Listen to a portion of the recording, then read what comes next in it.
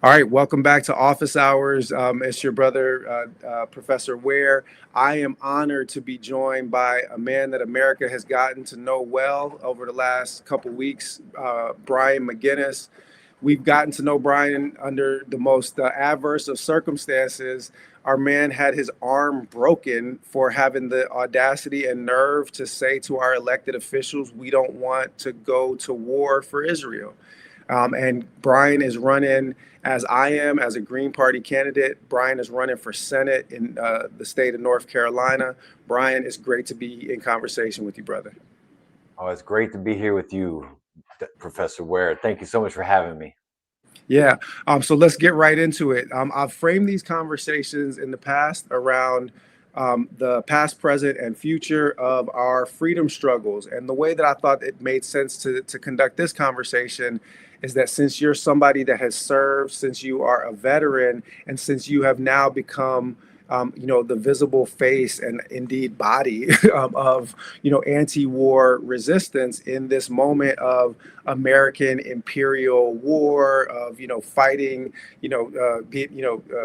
proxy wars in the Middle East.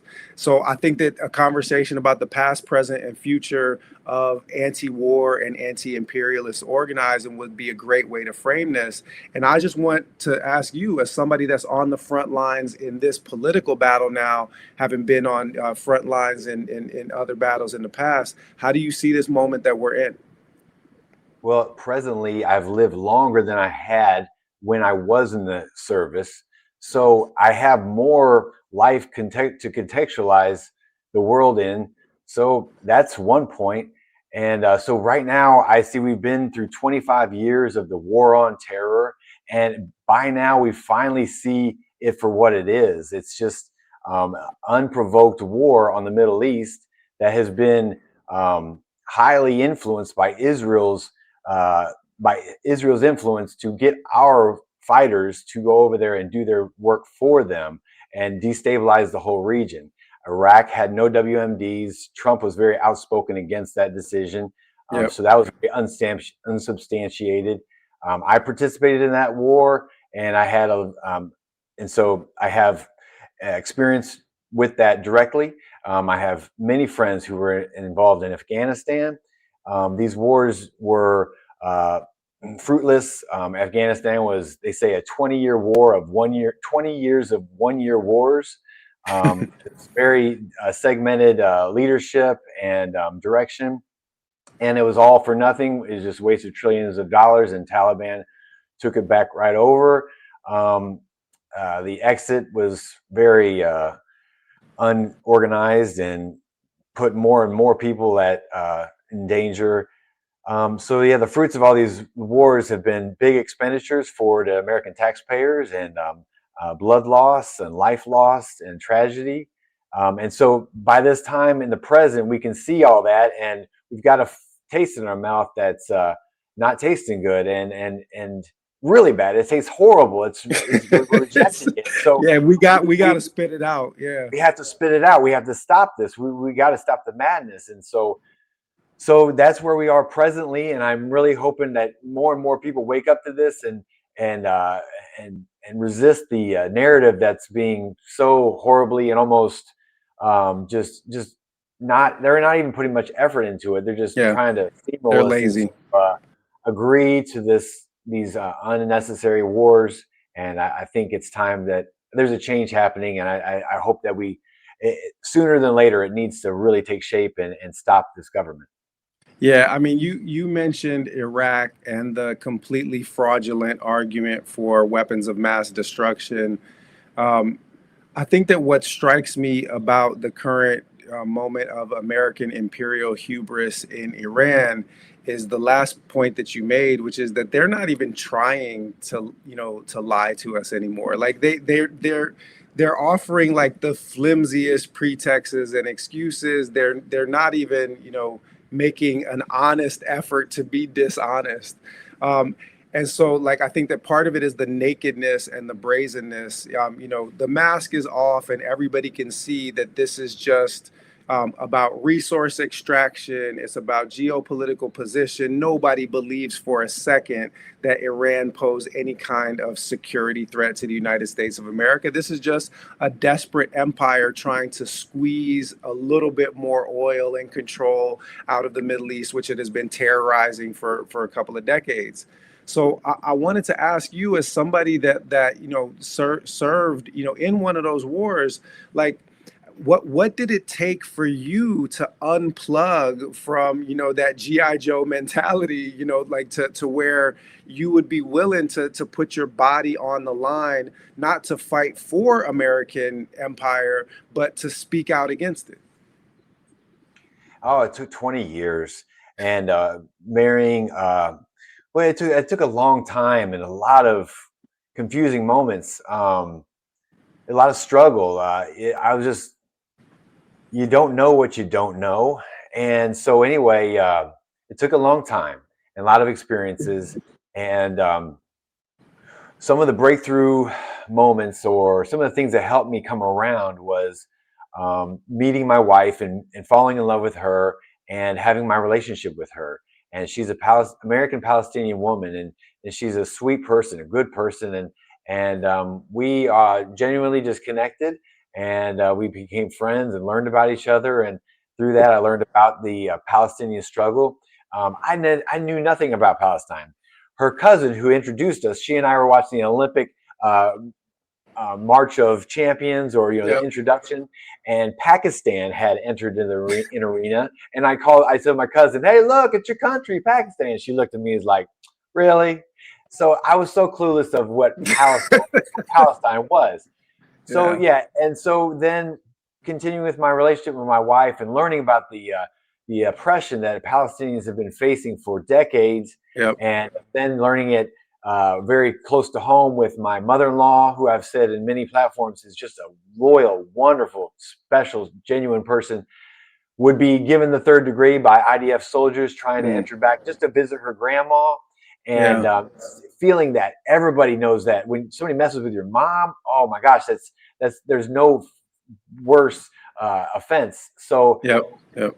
knowing this beautiful woman, this beautiful hearted woman, would be treated as such, set me off and proved to me that this injustice was real, and really sealed, really planted a seed to understand it firsthand, the injustice. And but prior to that, as a white sports playing male, I didn't ever have a conviction like that before, and I was always just seeing it from my point of view, and following all the diatropes of we don't see color, we're all one people.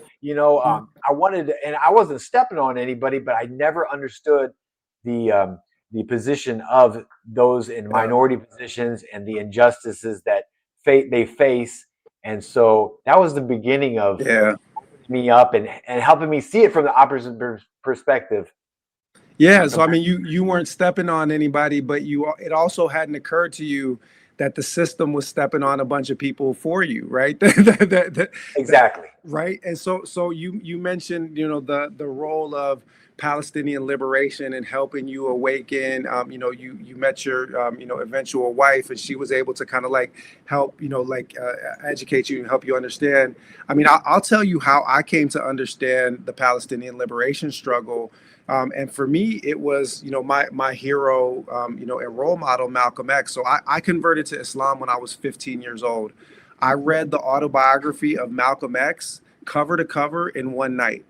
And in one night, I was a nerd right from jump. And I was a jock too. We'll talk about which sports you played. We'll come back to that. We definitely got to get the sports and taking that kind of traditional masculinity back from fascists. I think that's really, really critical, because you can be, a traditional presenting man and still be open to other expressions of masculinity. You don't have to have the homophobia and misogyny and all the other stuff with it. But we'll get back to that in a second. So 15 years old, read the autobiography of Malcolm X, read it cover to cover in one night. And I wanted what Malcolm had at the end of that book, because Malcolm had been broken down by that society that we talked about, that, you might not have been going out of your way to kick people, but the society was doing a kicking of a bunch of people. And Malcolm was one of those people, like his father murdered by the Klan, his mother driven to madness because companies wouldn't pay out the insurance company claim for a wrongful death. They said that he committed suicide by laying himself down on railroad tracks, beating himself up, and having a train run over him, so they wouldn't pay the insurance claim. The mother then has her children taken from her. Malcolm ends up in foster homes and ends up becoming a criminal, a hustler, a drug dealer, all of these things. And I had seen a lot of the places that Malcolm described. My father was a locksmith who had a 6th grade education, and he hustled to pay the bills. He carried a gun with him everywhere he went. My mom was 15 years old, pregnant with me, and told by her high school guidance counselor to abort the child because she was pregnant by a black man. Wow. So, yeah, my mom's white supremacy was literally trying to take me out before I got here. My goodness.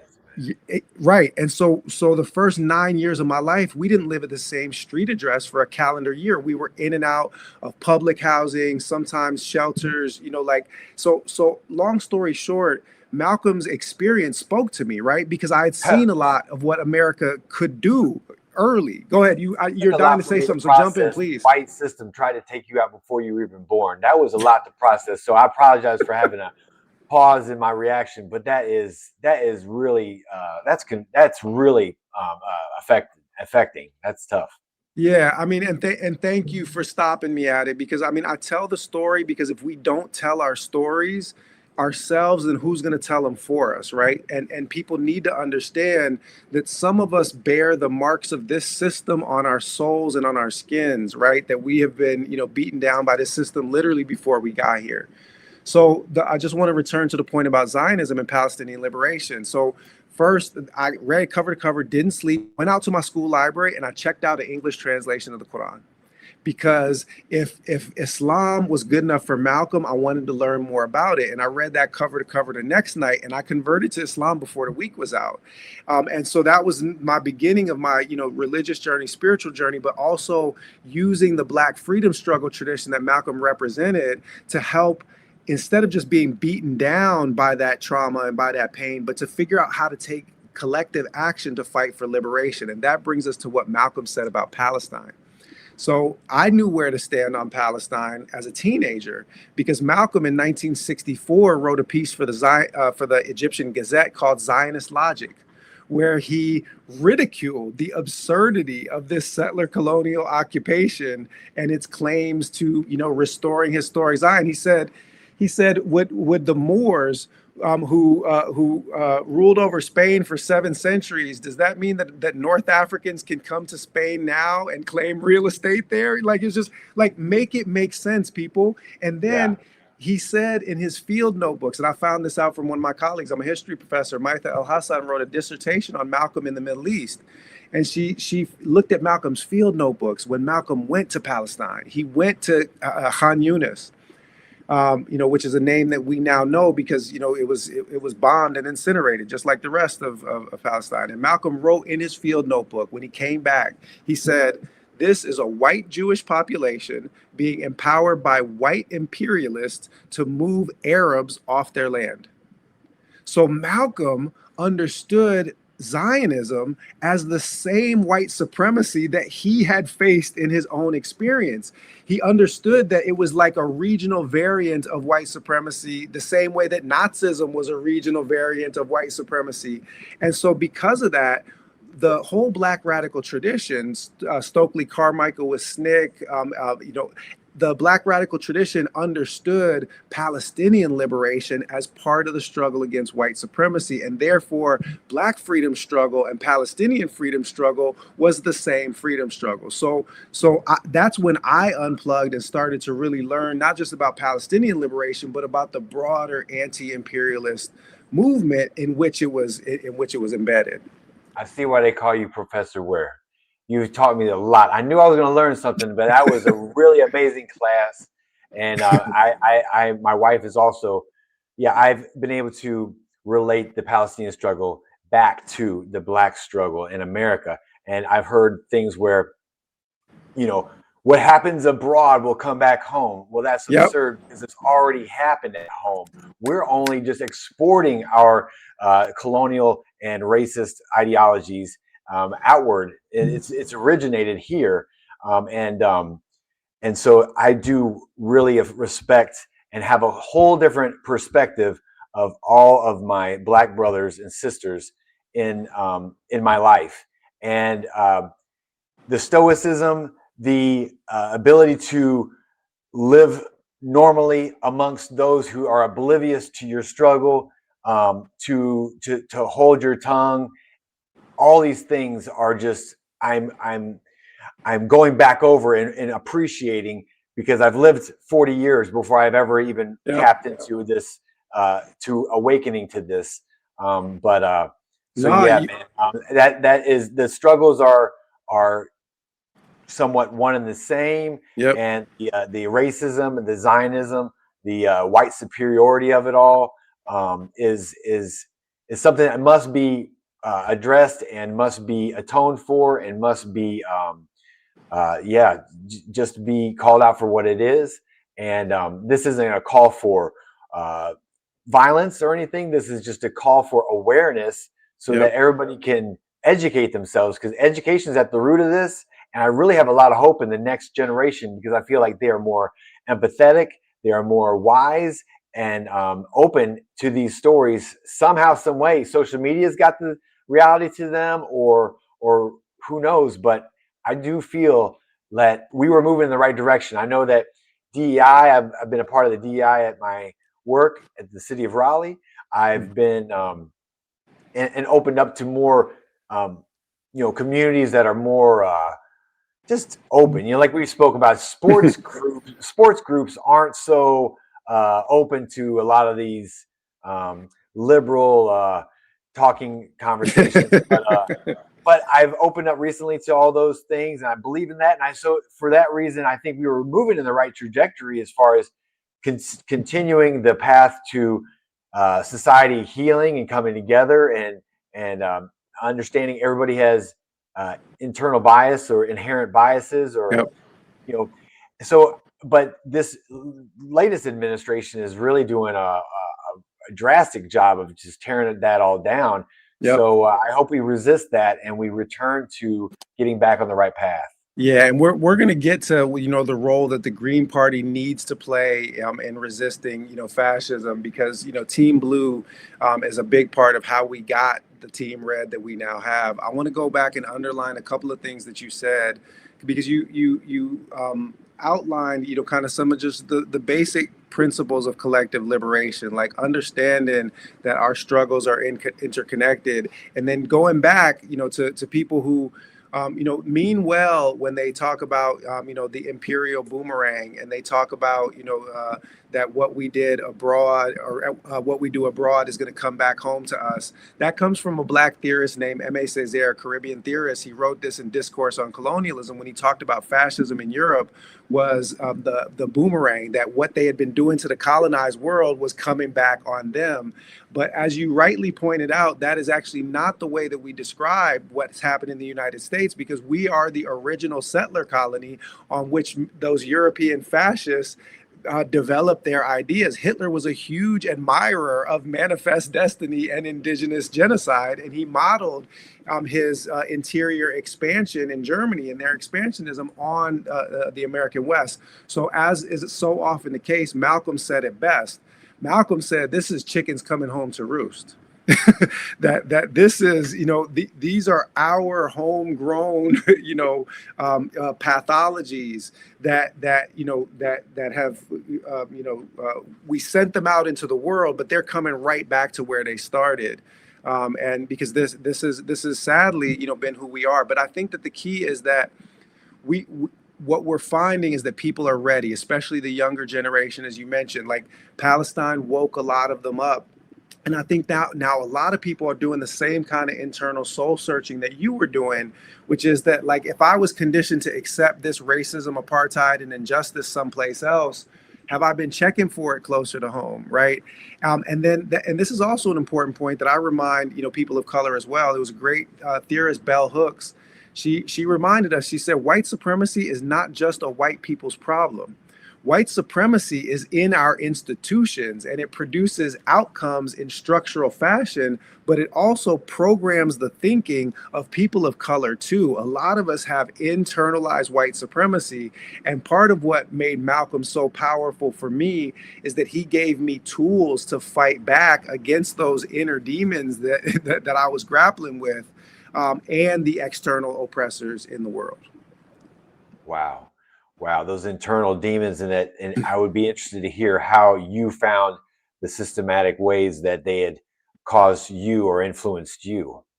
Yeah, I mean, I'll be blunt about this. So I got on social media in 2020, the week that George Floyd was murdered.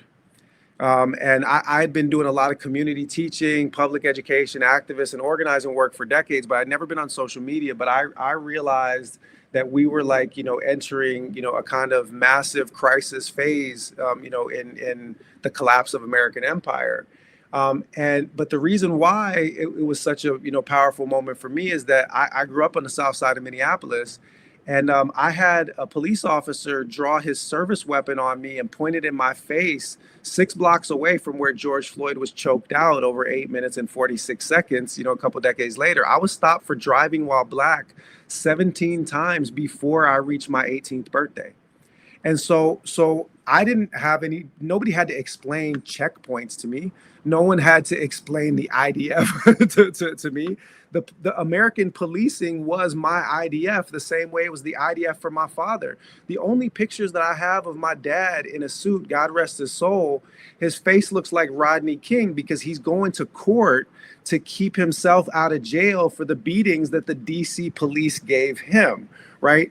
And I never met the maternal grandfather of my children. So my ex, her father was murdered by police unarmed in Painesville, Ohio, the year before I met her. So my children never met their maternal grandfather. Their paternal grandfather, my dad, was battling mental health issues and addiction issues, throughout his adult life because Reagan pulled the safety net out, from under society. And this was a man with a 6th grade education that had been beaten to within inches of his life by the police multiple times and is now just trying to figure out how to survive with no safety net.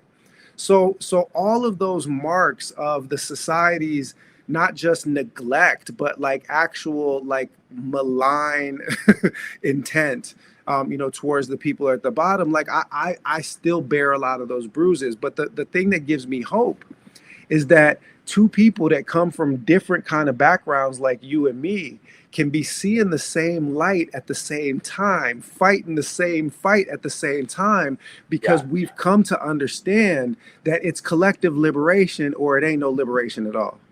Yeah, the system's become so big you cannot see it. Yeah, exactly. You can't not see it. It's for sure there.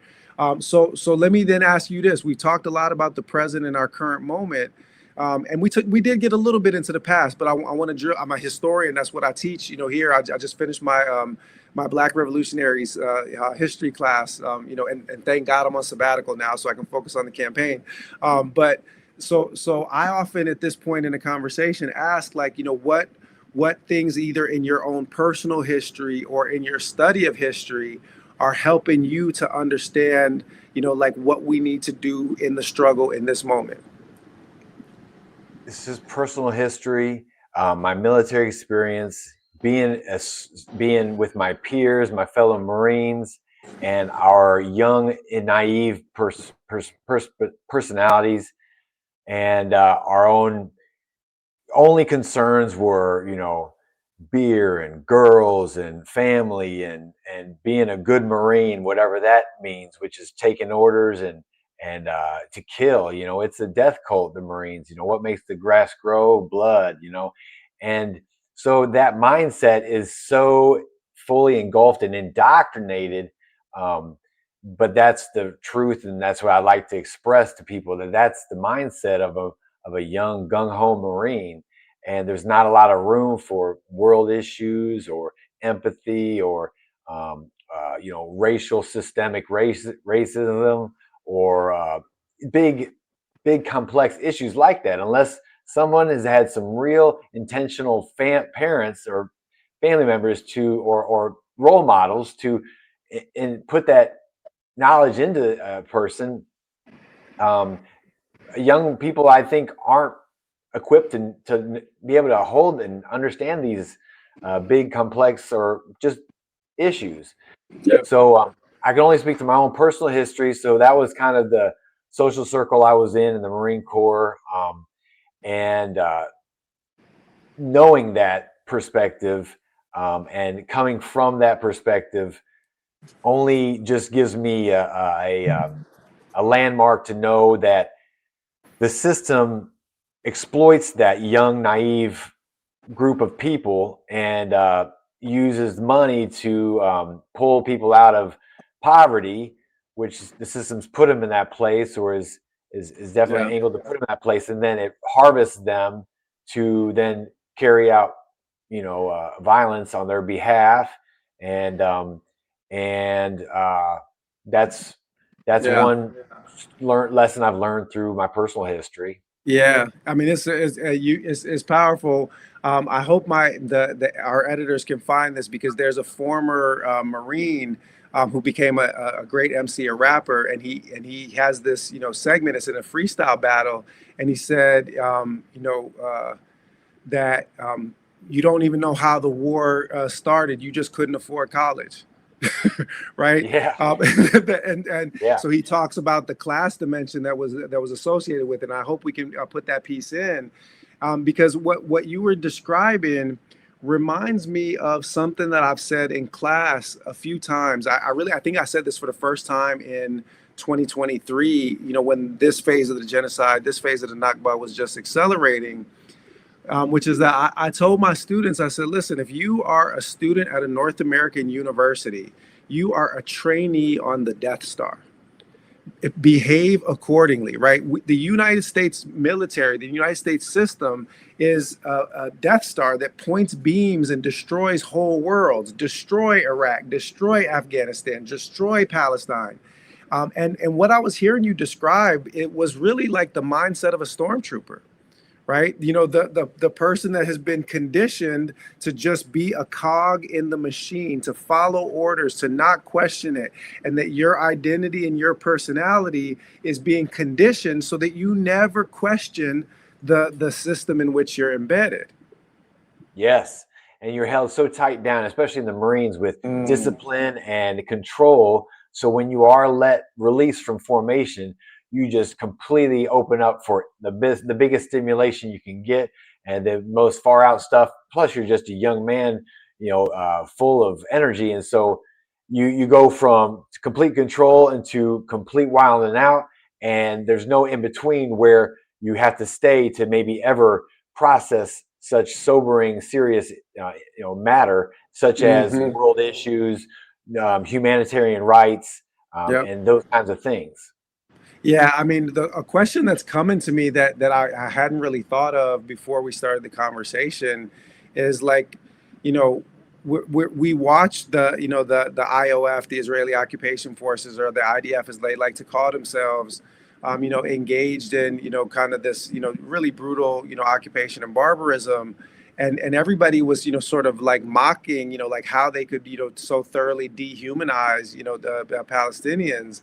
But I mean, like we we saw the photographs from Abu Ghraib, right? We saw what American troops did, slaughtering innocents, and I guess I'm back at Malcolm that like that this system, produces this, this violence, and the soldiers just end up as cogs in the machine, and yeah, it's a credit to your character and to your heart that you were able to eventually unplug from that.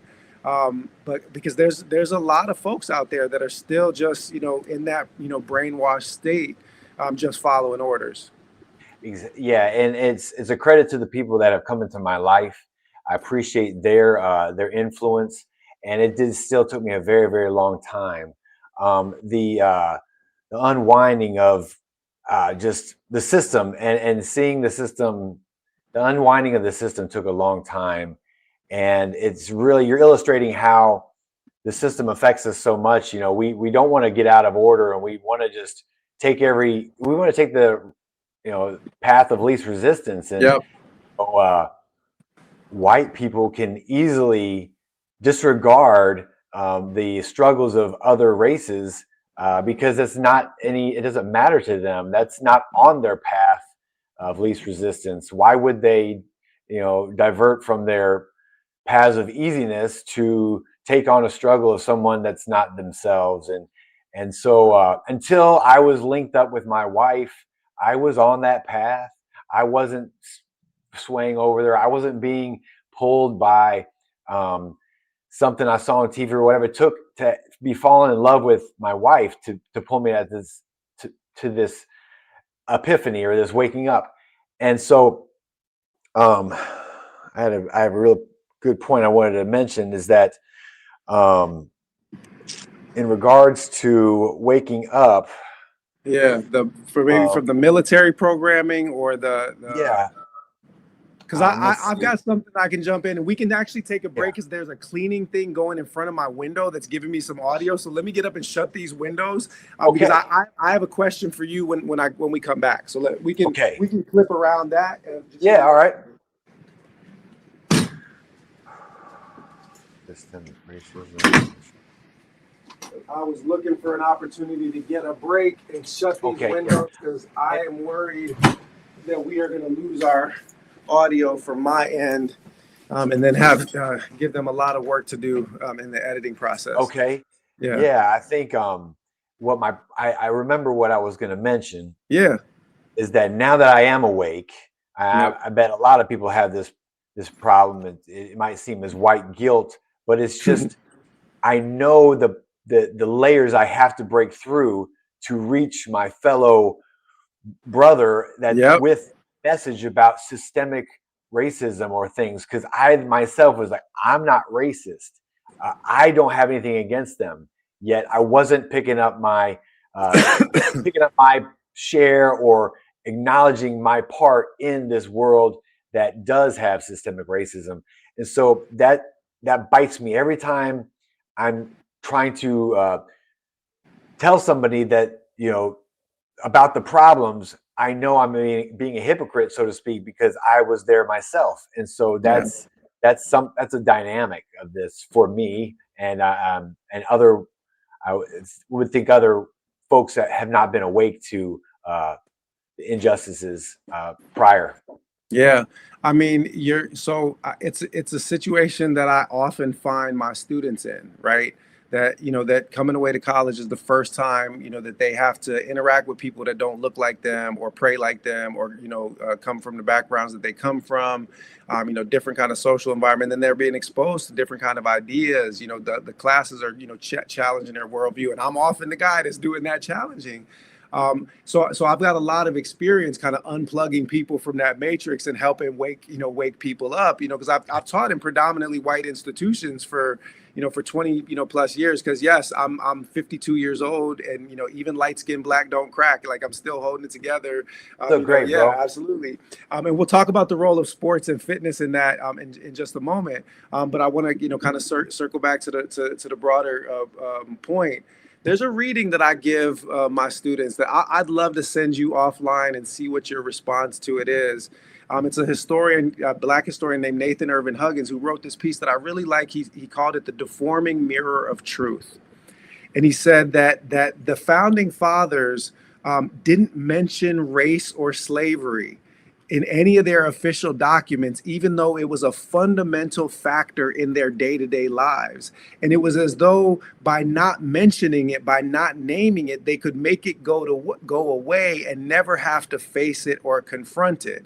And it's an argument that's about like the willful blindness, because the reality is that people know, they know that you wouldn't want to trade places with a black person like or a Native American for any, like, people know. It's just that we pretend like we don't know, and because it's more comfortable to live in a colorblind society, and every once in a while something will intrude on that mythology. But what Huggins argued at the end of the piece was, he said that that mythology, is killing us. It's killing us. And if we took the opposite approach, and actually told the stories and centered the stories of people who managed to lead slave rebellions and civil rights advances, and basically were able to be at the forefront of freedom struggles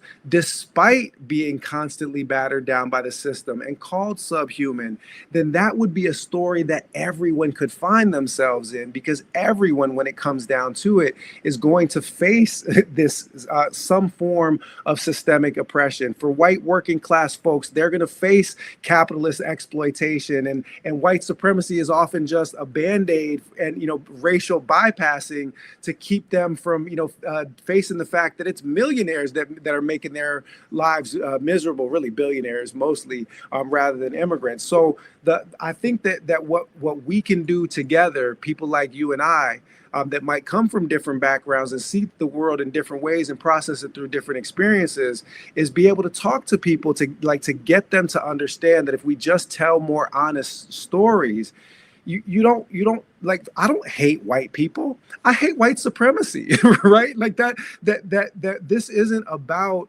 your racial identity or your background. It's about creating a society in which we can all have justice, where we can all have opportunity.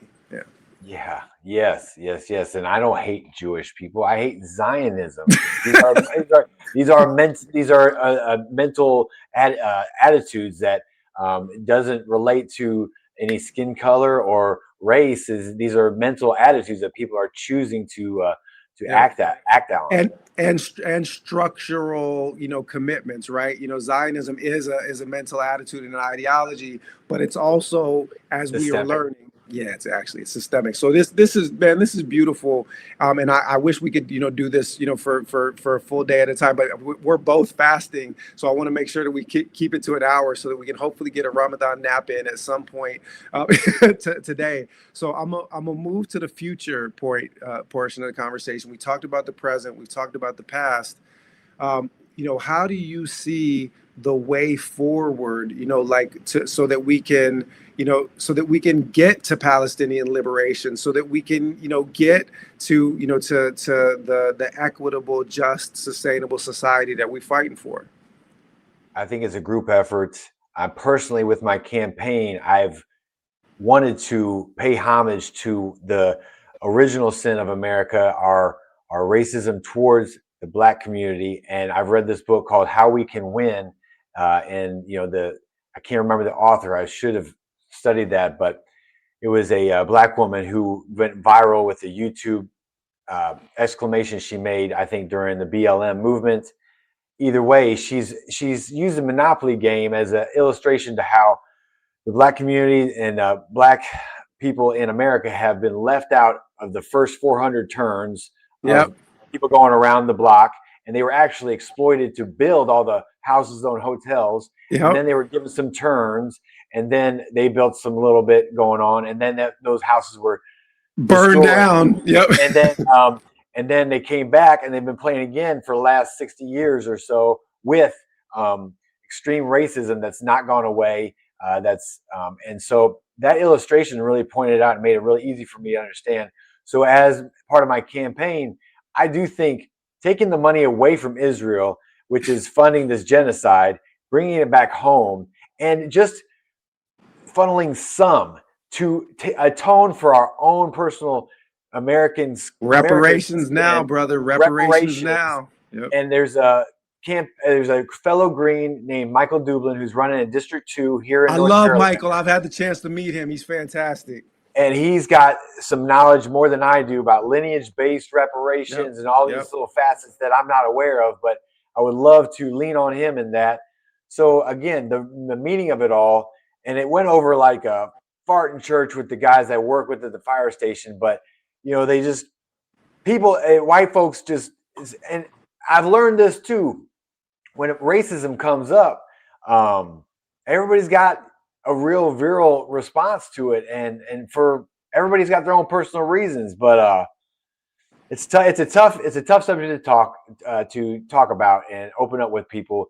So I won't go there. But anyway, I do feel like that would be a good direction for American government, for us as a society in North Carolina to embrace, set the precedence, and put effort and give us a focal point to go towards into healing our own country, and also taking that money back, which we are giving away, which I don't think any American taxpayers want in the first place. I think American taxpayers want their money to be invested here at home for our institutions like education and childcare and affordable housing.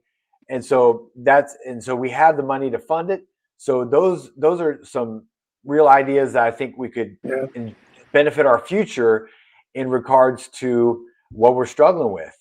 Yeah, and Tupac said it. They got money for war, but not for the poor. Well, so you put your finger on why I really see the Green Party as the most effective instrument for bringing the real change in this moment. And you actually, by mentioning reparations, and power to you, brother, for being willing to stand on that and have those. Did you say it went over like a fart in church? That is fantastic. I hope that's perfect. I'm like that's because I'm a Muslim, but I can still picture that. I understood exactly what that meant. But I'm going to tell you the reason why, because I'll tell you when I interviewed Dr. Jill Stein for my social media platform back in 2024, before I got invited into the campaign. So we were having a conversation like this one. I was asking her about her platform and those things. And I asked her, I said, where do you stand on reparations? And she said, they behave as though it's incalculable, but it's been calculated by many times by specialists. It's at 14 trillion that is owed to the descendants of the enslaved, and I'm in favor of cash payments. And I was like, check. And that's when I realized that that I was in a conversation with somebody that was serious about justice. And she made the same kind of argument, is that we have squandered trillions of dollars on imperial wars. She said, this is not a handout to the Black community. This is pay for unpaid wages. And we have paid reparations and restorative justice to all kinds of other groups. We just don't want to do this for Black folks. So that's when I really knew that I was talking to somebody that was serious. And then I asked her, I said, well, what's your view on American foreign policy? She said, my view of American foreign policy is we need to dismantle the American empire. And when I heard those two things coming together, then I knew, well, maybe this Green Party is about something. And it was actually 24 hours later, after I interviewed her just for my social media platform, that she asked me if I would consider running as the VP. Right. And so that's where I'll start to take this. And I think we should spend a little bit of time talking about our respective races and the path to fighting. But that's when I realized that two things. I realized that the Green Party was the most effective instrument for real political change because it was the only independent, non-corporate party that had ballot access nationwide, that had all of the policy platform that we needed, right? They've been on the right side for policy questions, in addition to being the party that's for environmental sustainability, because, we only get one planet. But what really, persuaded me, was a realization that we have an opportunity to actually gain electoral power now, because this country is desperate for an independent political party, one that's not driven by identity politics. Two people that are different as you and I can be in the same party, and we might not even have the same economic ideology. On the bottom of my page it says solidarity beyond identity and ideology, that we need to be able to stand shoulder to shoulder with people who want our government to belong to us rather than corporations, who think that our tax dollars should be used on housing, healthcare, and education, not warfare and incarceration. That we don't have to, I don't care who you pray with or who you lay with. I don't care, whether your skin is like this or your skin is like this. If you are committed to just and equitable, policies for every single human being, then the Green Party is the home for you. And that means that you can have genuine Black radicals and indigenous rights activists and, anti-war, military veterans all pulling in the same direction. And I think that that's part of the incredible power in the Green Party in this moment. I want to hear you respond to that before I come back with something else. 1,000,000%, 1,000,000,000% agree. And aren't there things that we can prioritize over other things? Like, can't we all gather together against the injustices and the world we're seeing, the government being bought out by big companies and things, and not listening to the people? Can't we settle that first before we start going, fighting each other about who we lay with or who we care about, or all these other little internal issues? I think there needs to be a prioritization of how we can fix things. Just like the fire department, when you are trying to address somebody's injuries, you got to get the ABCs. You got the airway, and then the stop blood loss, and then get compressions going. So there's prioritizations to us in this world. There's things you have to prioritize. So I agree with you 100%, man. And the Green Party can facilitate all the differences that we have and to unite us so that we can make this struggle, or this fight against the establishment, which has every advantage available.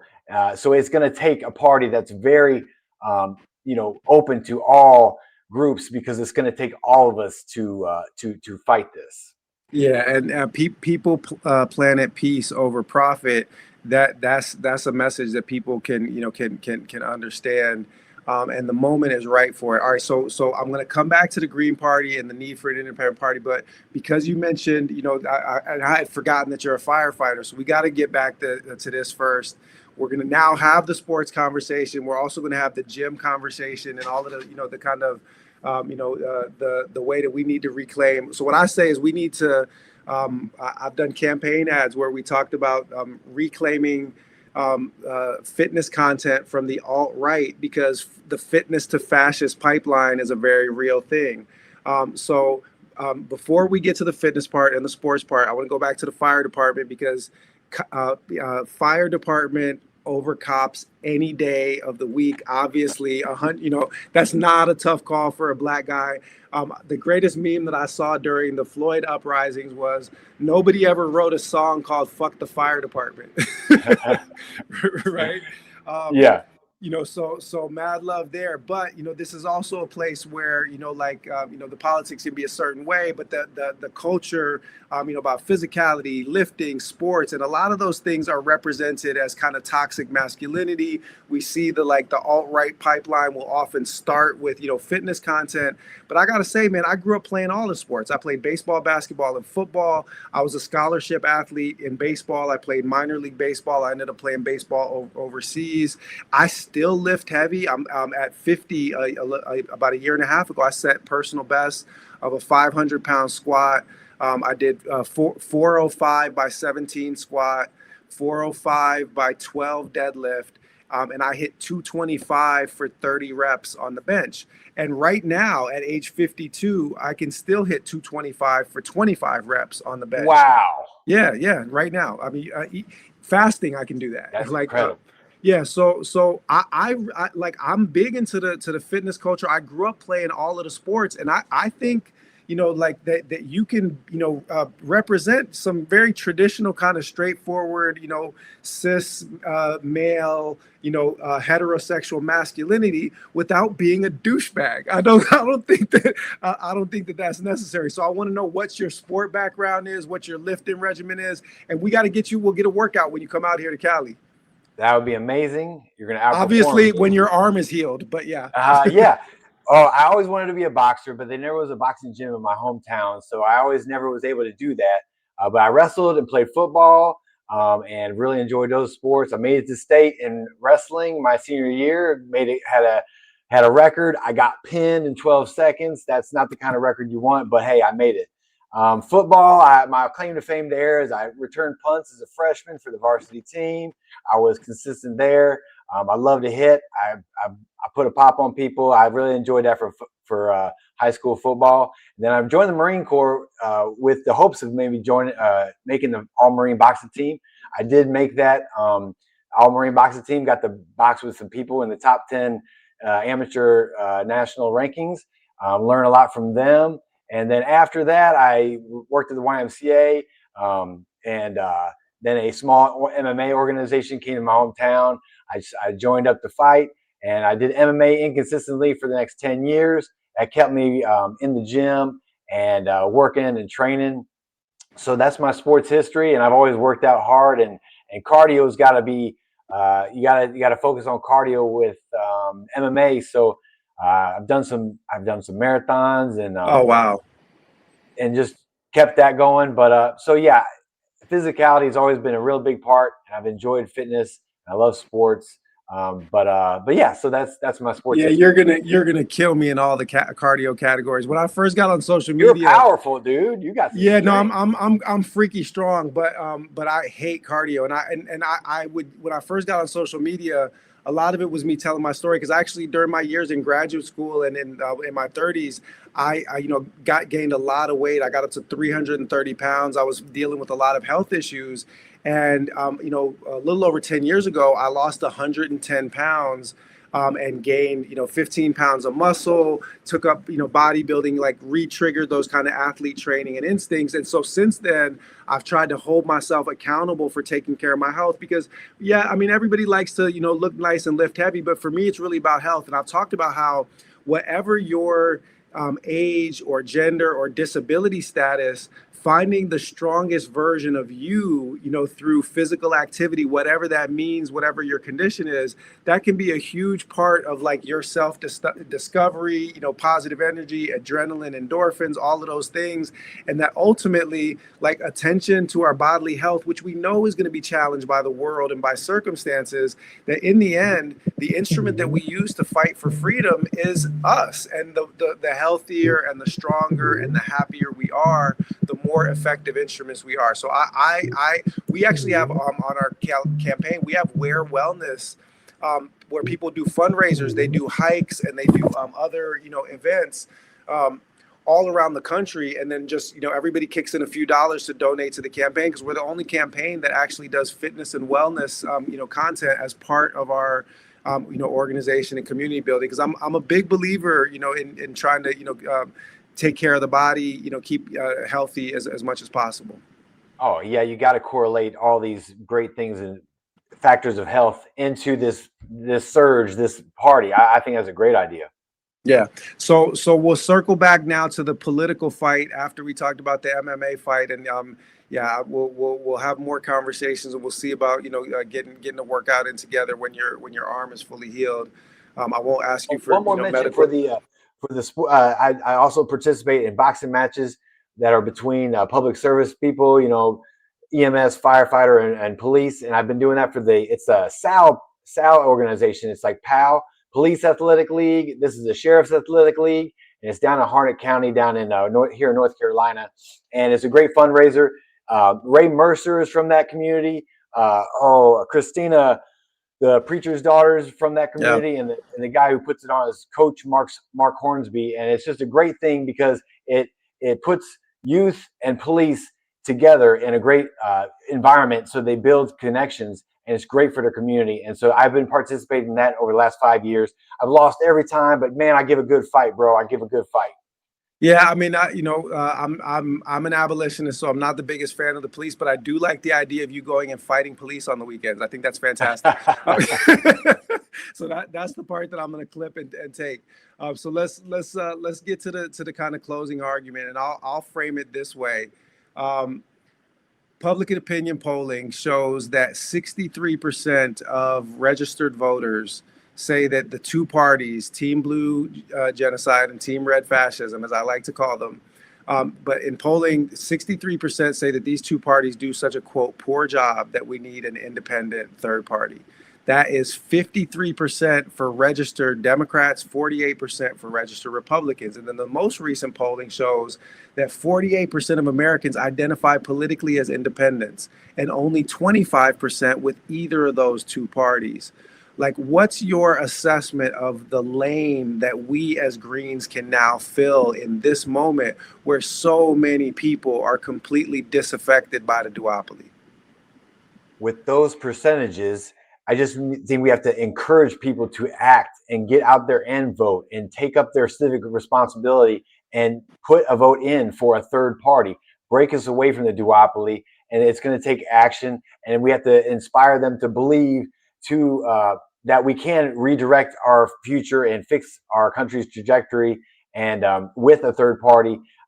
Like the statistics show, a lot of people have lost faith in the Republicans and the Democrats. So maybe us being here as a Green Party that stands for the people can light a fire under people and get a great turnout of voters who will intentionally put their vote down for the third party to break us away from the last 25 years past that of just corporate bought, not listening to people type of government. Yeah, I think that that's what people really want, and it's not just an impression. The data is showing it. I mean, in my race in California, we have polled as high as 5% in the polls, which doesn't sound like a lot until you realize that the leaders in my race are polling at 13% right now, and that the top two candidates advance in a jungle primary. The winner, the second place finisher is probably going to be around between 15 and 17%. The winner of the race is probably going to be around 20. And so we're, right now 8 points off the lead.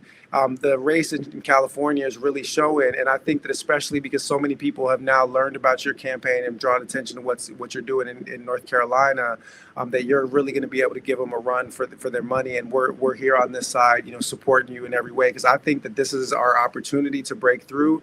And I am definitely encouraged by what we saw in the UK with the UK Greens. Because they won one special election, a by-election in Gorton and Denton.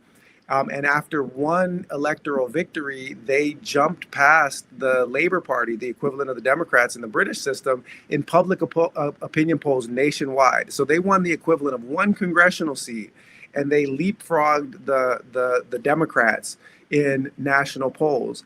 And I think that the reason for that is people are absolutely fed up with these corporate genocidal politics, because the truth is that there really isn't a difference between Team Blue and Team Red. They both take money from the same corporations. If you were to make a Venn diagram of their donors, it's one circle. It's APAC, it's Raytheon, it's Lockheed Martin, it's the weapons manufacturers.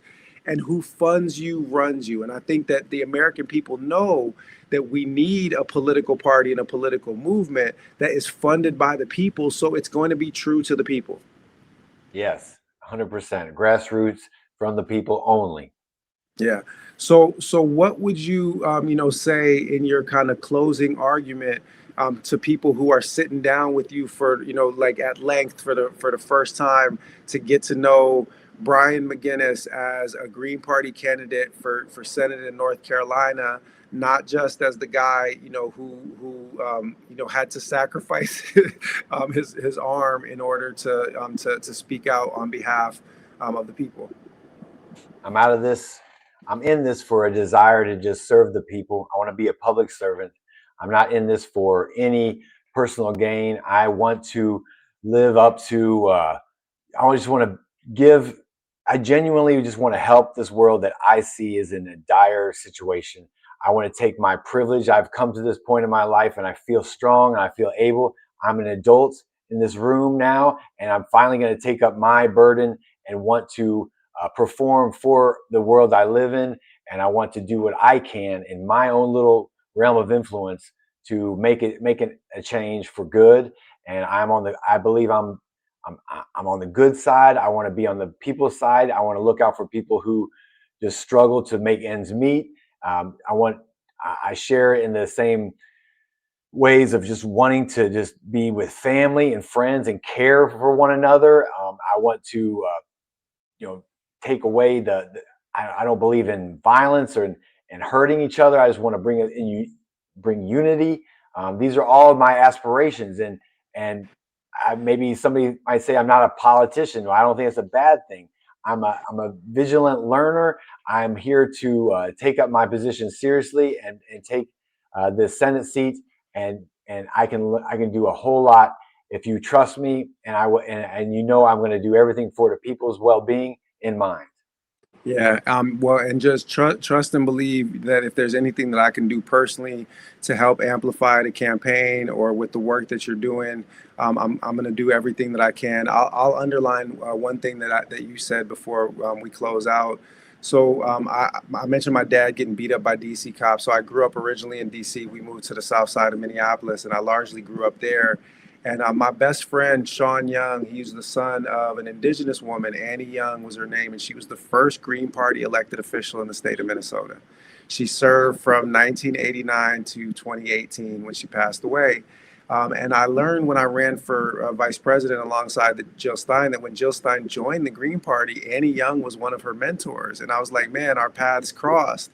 And the reason why I'm mentioning it now is that one of the things that I learned from Annie Young then, and Annie Young was responsible for kind of, really leading a lot of progressives away from the Democrats that she saw then as compromised, corporate tools, which they were, right? They supported war and they still do. And towards the Green Party. She paid a political cost for that, she was ostracized, and Democrats that worked with her were ostracized. But she was principled, and she went to her grave, standing on those green principles. And there's actually now her ashes were spread out on a meadow next to the Mississippi that's now called Annie Young Meadow. And the reason why I'm telling this whole story of this indigenous woman who was like my godmother is that she is the one that taught me that in the Green Party there are no politicians, there are only public servants. Yeah. And I think that as long as we can, get people to understand that we're not doing this to play politics, that we're doing this as part of a sacred trust to be stewards of the public trust for the people, to be stewards of the land for the people, to be stewards of the peace for the people, to be stewards of the planet for the people, then I think that that's exactly the kind of politics that people are waiting for. Oh, and beautifully said, man. Thank you for telling me about that. Thank you for this wonderful interview. I've learned so much, and you've inspired me, Professor Ware. Thank you very much, man. All power to the people, brother. Fantastic talking to you, and we're going to continue to build. I'm going to be on the East Coast for some fundraisers, so definitely want to come out and kick it with you guys. I love Palestinian food. So I love Palestinian food, so I'm inviting myself over right now. I'm just going to tell you that. You got it. But I'm also a great soul food chef, so I'll happily bring some food with me. So Fantastic. Great talking to you, brother. Thanks for making the time. Yes, sir. You too. Thank you, sir. Yep. Cool. I think that you can cut it.